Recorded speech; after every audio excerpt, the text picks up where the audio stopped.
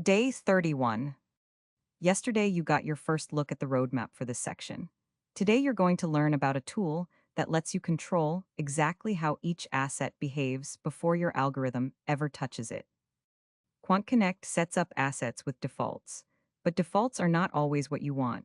Sometimes you need to set the data resolution yourself or tell the platform how to model fills and fees for a specific asset. So, what is SetSecurityInitializer?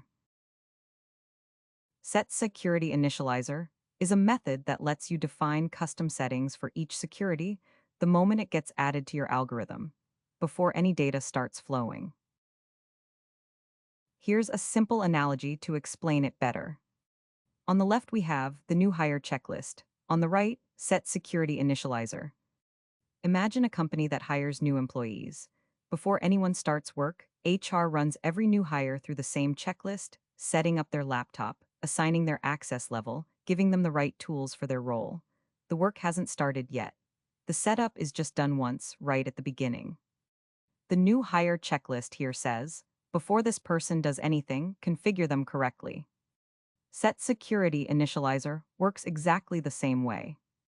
Every time a new security is added to your algorithm, the initializer runs once on that security, which in this case is.